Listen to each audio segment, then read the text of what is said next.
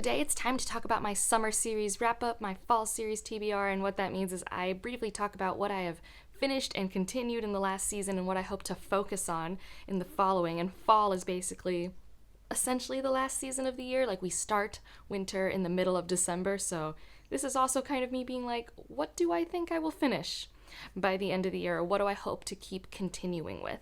I like to do this as like mini accountability systems for myself, because if there's a series that I haven't somehow gotten to after putting it on 2 or 3 series TBRs, I kind of know that I've paused it and I need to like really figure out, am I pausing it or DNFing it? And if you want a whole list of series that I have on pause and DNF'd, I have that video up in the cards for you guys, and let's get into it. I will link all relevant reviews down below because this is not like an in-depth wrap up.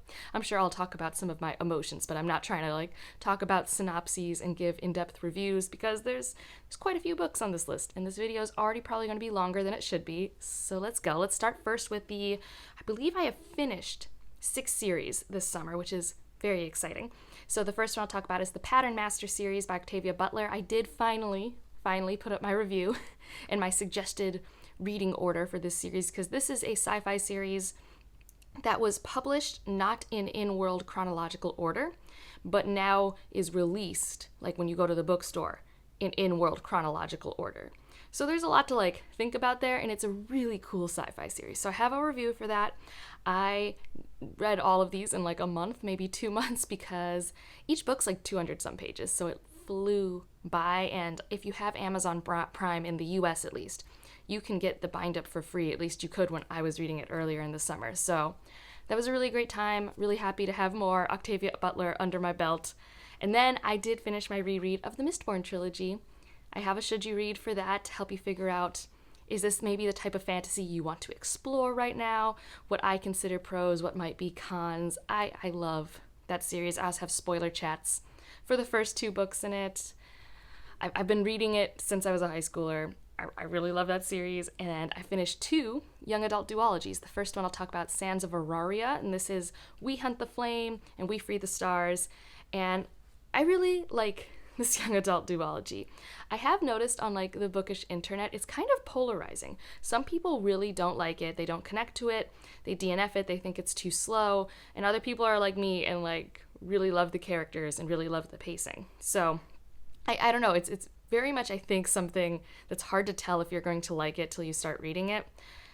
I don't read a lot of young adult fantasy, so I do recognize that it's a very tropey work, and so for some people maybe they're like, I've seen this trope a million times, I don't want to consume it right now. But for me, they were my tropes, first of all, like they were the tropes that I read young adult for.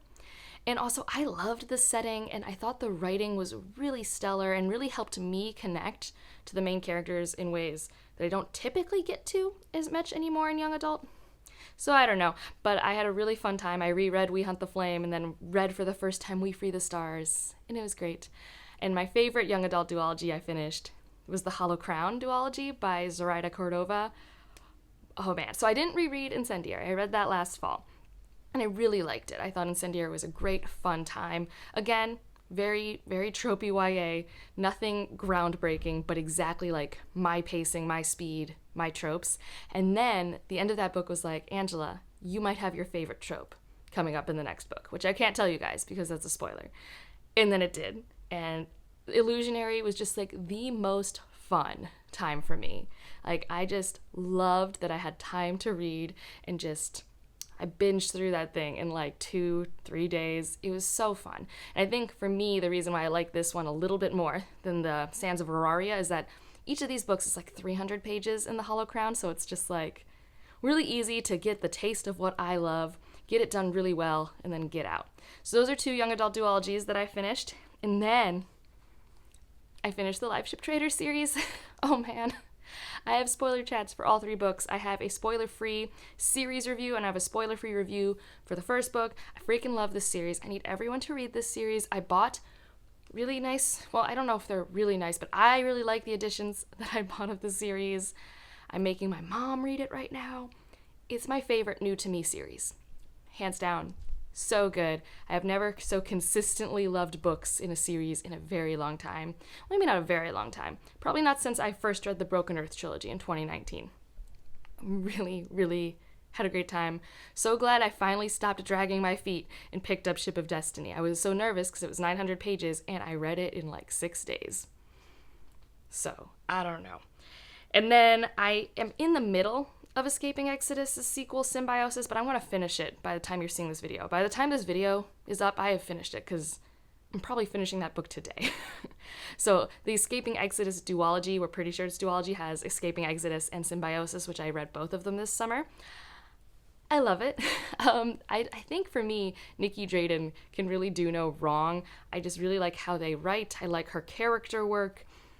And it's no different here. Like, I was not expecting what we were going to get in Symbiosis, and so far I am loving it. So keep your eye out. I will be having a Should You Read for this. You probably aren't going to see it till after this video, just because of life and filming and all of that, but it's coming. I really, really liked it. So totally worth the cover buys that I did to get those books because they are also stunning on the inside. Now we'll get into the 4 series where I'm caught up. I've read everything there is to read for them. Granted, I'm pretty sure, no, not all of these. Most of these are first book in series that were released this year. So I was finishing Jasmine Throne, and the last time I checked in, and I have finished it. I did love it, and I did make a review for it. I read She Who Became the Sun. I have a review for that. It's probably, for me, my least favorite in the Sapphic trifecta, but I still really liked it at 4 stars. And if you want in-depth spoiler thoughts, I was on Rachel in Let Me in the Library's book club. I think it's called the Winers Book Club. And we had a discussion on this book, and it was really interesting seeing what things did and didn't work, and even some of the things that we didn't like, how the intention of it is cool. It just didn't necessarily make the experience enjoyable in some ways. I know there's a lot to like about She Who Became the Sun, but there's also a lot in intentional execution that could make it not always a pleasurable reading experience, I guess I would say. But I have a review for that, and I'm in a discussion video for that.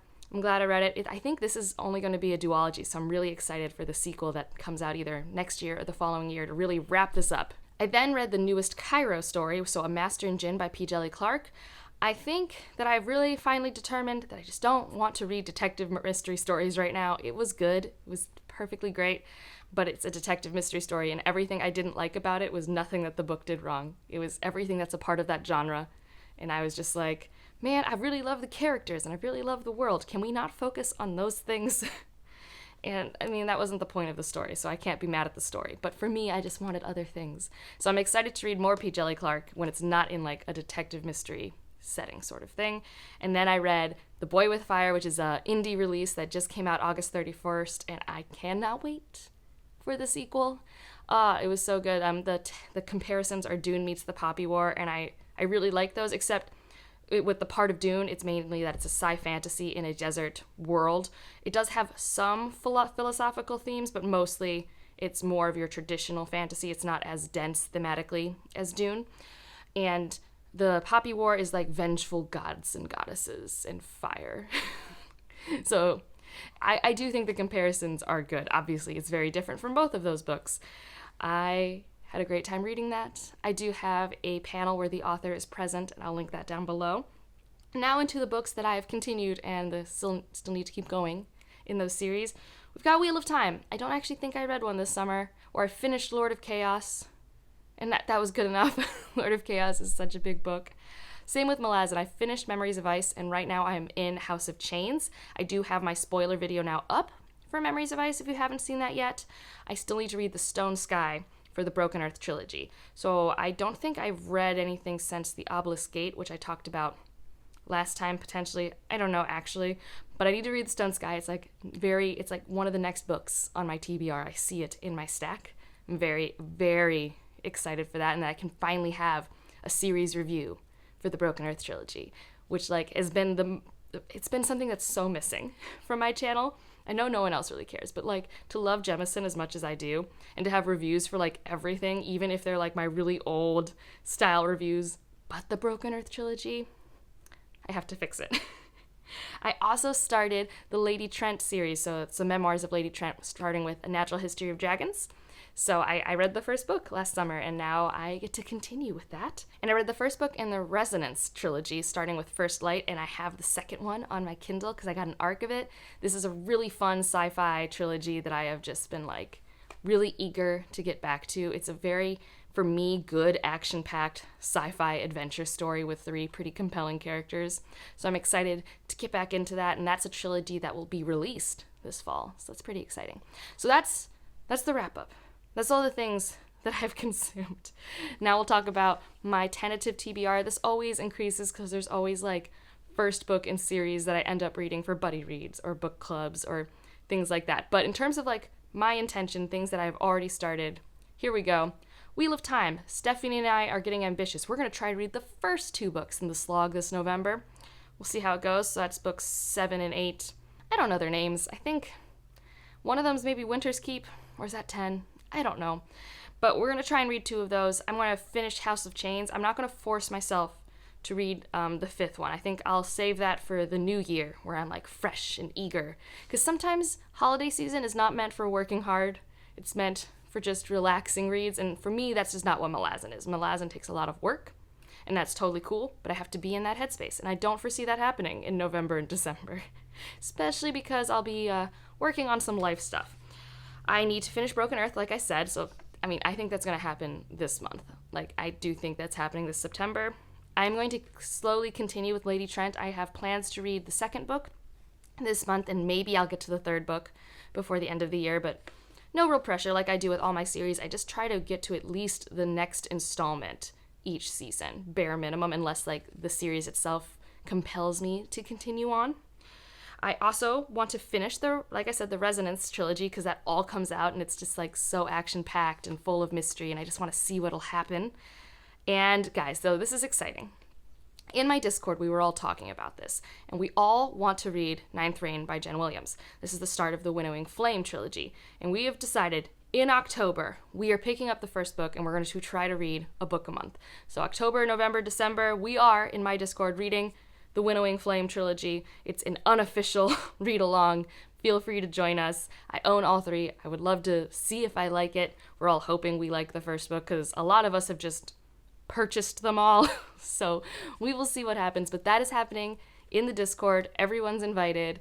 It should be a fun time. If you go to the Discord, just remember to interact with the rules bot, because I've had some spam bots, so I had to put in a rules bot so that we don't get any of those weird spam bots anymore. I'm currently reading Hyperion for the Shelf Space Book Club, and I plan on at least finishing the duology, the first one, in this fall. I'm not going to make myself read all 4. They're all thick books, but the first 2 are a complete arc, so I want to finish that one up, and then probably in the winter pick up the next duology set, because I have been wanting to reread the whole Cantos. I have Poison War, so there's a first book, I think it's City of Lies by Sam Hawke. I need to read this as a buddy read for my Patreon. This is the first book in a series. I think only 2 books are out. I don't know if there are more planned. Judith, tell me. This is a series that I've actually gotten recommended most by Judith, but I know Petrick also talks about it all the time. I don't know a lot, but I'm very interested. And then I need to read the Tenserate series. This is, I think, a series of novellas that I've been hearing really great things about from people I trust. I believe like Jocelyn from Yogi with a Book and Shannon from That's So Poe.